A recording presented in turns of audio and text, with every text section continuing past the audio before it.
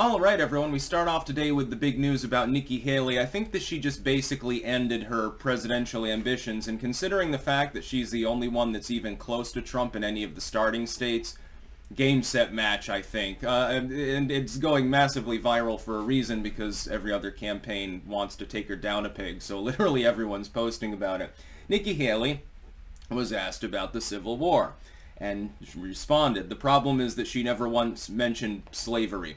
And this was seen as maybe a little bit of an oversight, because of course slavery did play a role in the Civil War. Now, I recommend to you Razor Fist's Abraham Lincoln video for the much more broad plethora of reasons for the Civil War, the era that led up to it, the actual outbreak of war. A lot of it had to do with economic issues. It had to do with tariffs. It had to do with states' rights. I mean, that's not incorrect. The problem is this.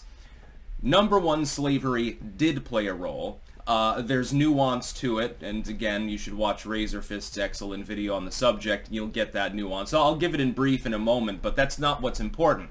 When you're campaigning, optics are what matters. It's not what you say, it's how people interpret it. Trump has had this problem because, of course, there's a 24/7 spin cycle on everything that he talks about. If he talks about the fact that the nation is being poisoned by a bunch of neocons and warmongers and bankers, people will interpret that as being, well, basically he's talking about immigrants. It's interesting how those insinuations don't always overlap. Nikkihaley probably should have mentioned slavery in this context because the average American believes the Civil War was solely about slavery. They don't understand the historical context. That is the majority of the people in that room, the majority of the people watching this video, and the majority of the people that are going to be voting in the GOP primaries. So when you make such a mistake, optically speaking, it doesn't matter if you omitted part of that reason and focused on the other reasons, and technically you're correct about it. It's about how it'll be seen. Nikkihaley looks like she's trying to deliberately avoid that issue in her actual mumbled response. Yes, slavery was not the most important part of the outbreak of the Civil War. In fact, people in the North, if you look at the riots in New York City, I think Razor Fist points this out, that had to do with soldiers being tired of fighting for, they felt that they were fighting for black people. Emancipation never freed a slave in the North. The slaves that were freed in northern states during the Civil War were freed by state action. They were, you know, the last couple of states that had slavery were Union states that lingered on for some time after the Civil War until the official constitutional amendment banning slavery. Then Jim Crow begins, and all of a sudden you get gun control in the United States, pioneered by the same Southern Dems who had just rebelled, and I thought insurrection was bad, but somehow they determined the early gun policy in the United States, and the liberals have no problem with this. A lot of it was about economic issues, though. It was about tariffs, and it was about the interpretation of states' rights, etc. But slavery did play a role. Yes, most of the states that had slaves, that was the Confederacy. There were some northern states that did. There were abolitionist movements, and they took hold during the Civil War, and quite quickly. I think the last two that had it were Delaware and Tennessee was the other one. I can't remember the last. I think Delaware was the last state to abolish slavery, and that only came with the constitutional amendment. They were the last holdouts. Coincidentally, Joe Biden's stomping grounds. Nikkihaley, though, looked optically foolish here. If you're going to appeal to voters, you have to appeal to the broad population.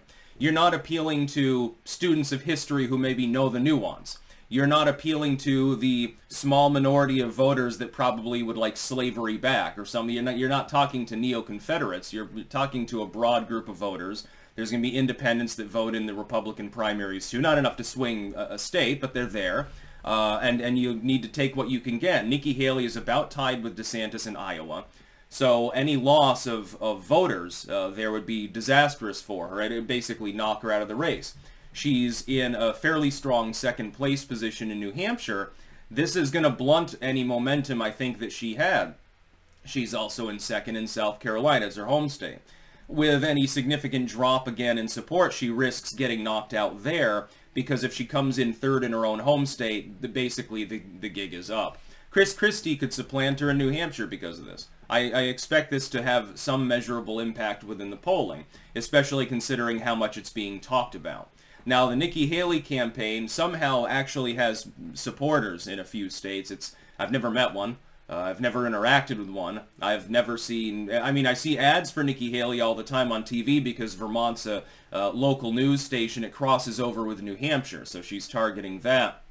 And in fact, I haven't seen an ad for any other candidate other than Nikki Haley. She's really focused on New Hampshire, which could be why she's doing fairly well there. It's like with Ron DeSantis. He's got that eking out a second place showing in Iowa thing going on because he's choosing to single-mindedly target the state.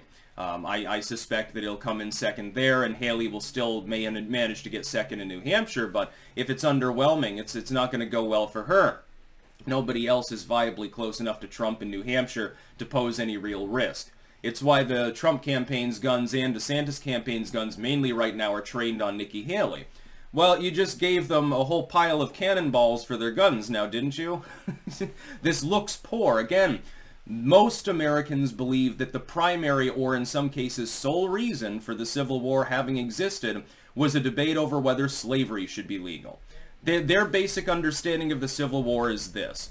The South wanted slaves. The North didn't want slaves. Southerners decided to fire on Fort Sumter because they were pissed off about the prospect of losing their slaves. Ta-da! That's basically the Civil War in a nutshell for most people's understanding of civics. Are they going to react poorly or well to what Nikki Haley is doing here? Simple mistake. It doesn't matter if she's fundamentally right, or partially right, because slavery did play a role. Doesn't matter, because most people don't understand it.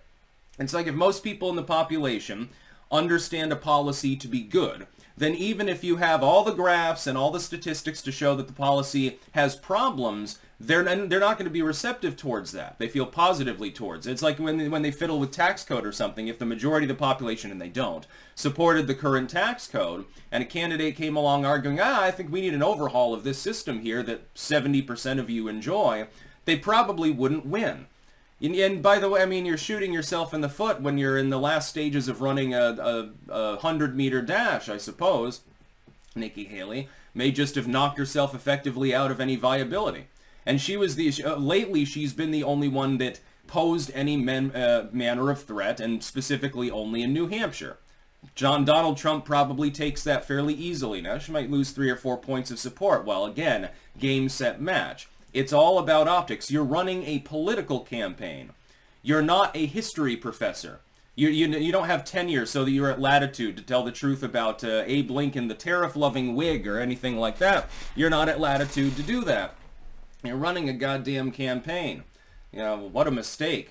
Again, the only person who in one fucking state had any viability, any path forward to potentially eking out a win, I mean, she wouldn't be nominee, but having a win somewhere on the map, one state that Trump doesn't inevitably gobble up, and then you pull this. It's a very self-destructive move by the Haley camp, and if she had any supporters, I'm sure they'd be circling the wagons right now, but she'll just buy out more Koch brothers ads. That's about all. Peace out.